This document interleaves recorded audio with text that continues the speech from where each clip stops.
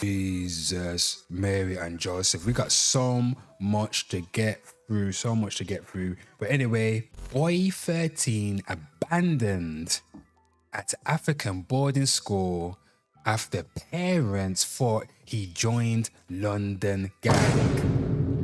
Good Lord, people. Anybody that lives in the United Kingdom know that flipping London is gang central. Too many goddamn gangs in London. God damn it. But we're going to read this article. You know what? This from the headline alone, I'm going to assume that the parents was like, you know what? This child right here, at the age of 13, he's becoming too much. He's overpowering us. You get what I'm saying, people? Sometimes your child comes into realization that, you know what? I'm stronger than mom and dad, you know. You know, I'm going to do what the F I want to do. I'm going to run these streets. I'm going to become a goon. I'm going to be a bad man, a gunman, and sell drugs on the daily. But we don't know that. We're making an assumption. But anyway, let's read this right now. Let's read this article. A 13-year-old boy has taken his parents to court. What? Hold on, people. What? A 13-year-old boy has taken his parents to court after they abandoned him at a boarding school in Africa over fears he was joining a London gang. The teenager has started the family court case himself to try and return to his home in the UK, claiming his parents has physically and emotionally abandoned him. Whoa. People, this article right here is spicy. Yes, indeed. The shenanigans. His lawyers said he denies becoming involved with any gangs in London and described him as very polite and articulate and a keen fan of football and cooking. Get his ass cooking and playing the footy. Anyway, the boy, who cannot be named because obviously he's 30 years old, people, we don't want to name and shame and nothing like that, contacted the British consulate and a child welfare organization after his parents enrolled him at school and flew home to England without him. The parents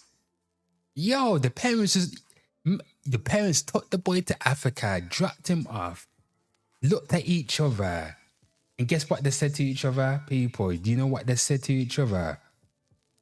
Good Lord, they went, hell no, to the no, hell to the no. And guess what? They left. Whoa. Imagine your mom did that to you, people. Imagine, like, it's basically saying, the parents are basically saying to the boy, we don't like you. That's crazy, isn't it? Imagine your mom, imagine your mom, your mother. Look at your mother. Do you have a picture of your mother on your phone? Bring it up, look at your mother's face. Imagine your mother looked at you with love in her eyes, adoring you, her son. Unbeknownst to you, she wants to drop your ass off in Africa like a Royal Mail parcel. No second class. The boy claims he is receiving inadequate food and tuition at the school and is being mistreated while there. He also finds it humiliating that his English friends tease him for having been deported, his lawyers argued. Deidre Fortrell Casey. What's Casey mean? Is it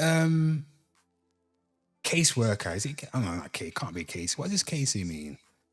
No, I'm gonna try to bother. Anyway, the boy said the steps that this boy not yet 14, has taken to try and remedy the awful situation he finds himself in are extreme. There is clear evidence that he is being harmed emotionally, psychologically, and possibly physically in an environment in which he has been placed. While he was in the UK, the boy also claims to have suffered physical abuse and incredibly restrictive measures, including his parents tracking him through his mobile phone. So, people. What are you thinking right now? Are the parents abusive and the boy is telling the truth? Or is it the other way around? Is the parents the most loving, kindest parents, but they just can't handle this uncontrollable youth? Who knows? But we shall find out. Mrs. Fatra also said that the boy's mother accepts having physically chastised and abused her son while he was in the UK. One thing I want to say is, and I'm going to assume, it's African parents. African parents, them, what I know of, they beat their kids with a goddamn stick. So she accepts having physically chastised and abused her son while in the UK, and that while the boy is alive to the fact that he is not perfect, he is upset, confused, and distressed. Lord. Rebecca Folks, the boy's father, said social workers had outlined that before the boy left the UK, there was difficulty in managing his behaviors, and in trying to manage him, the mother was using physical aggression on occasion to do so. Well, that's why. Actually, was the mom and dad together? I don't know if it did say both. Did it say both parents? But the father wasn't mentioned in the article, so it's making me think.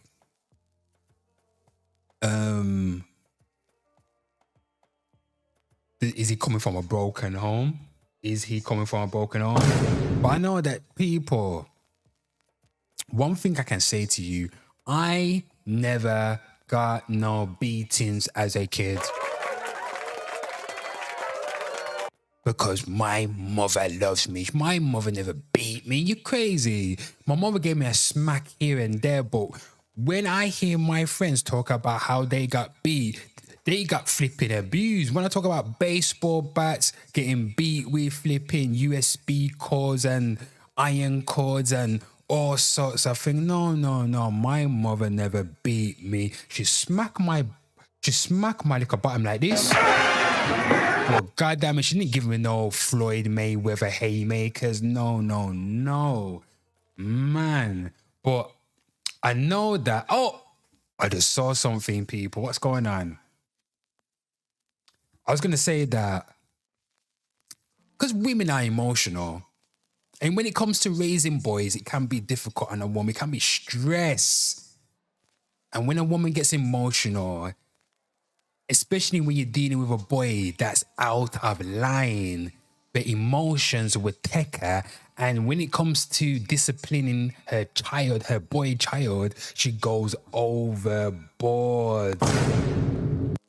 If I'm telling a lie, step into the goddamn comments and tell me if I'm lying. I'm telling truth right here.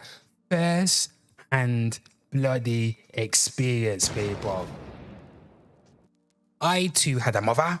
But anyway, what's going on then? In written submission, she continued that the score recorded concerns about his social vulnerability and susceptibility to grooming, had been accused of stealing phones, and had a number of photographs of knives on his phone, including photographs of his friends. Yeah, that's why people, that is enough for me.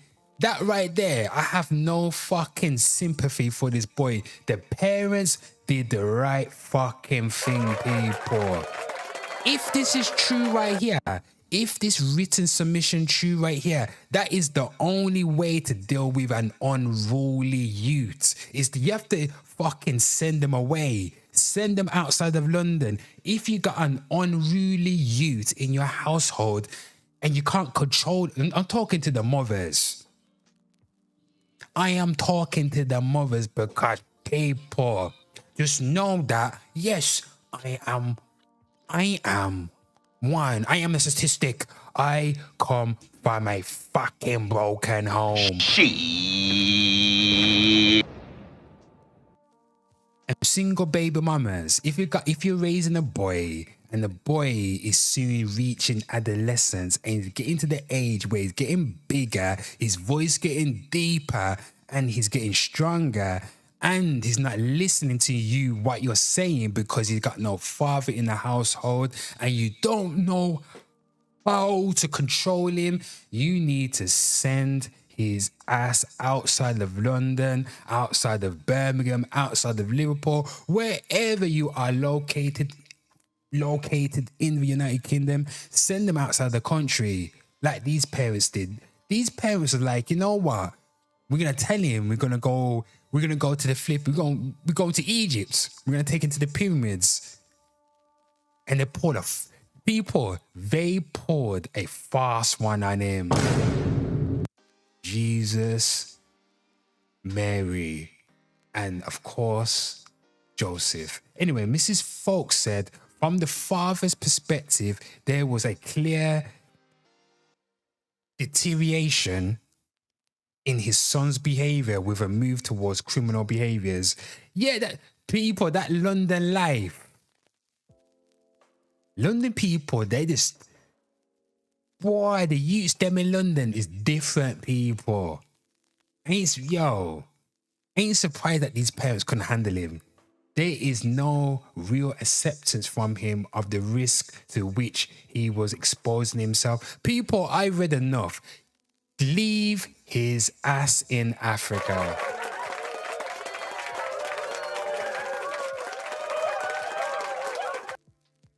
Bloody hell. Leave his ass in Africa, and if he tries to appeal, ignore the phone calls, because why? I don't give a fuck.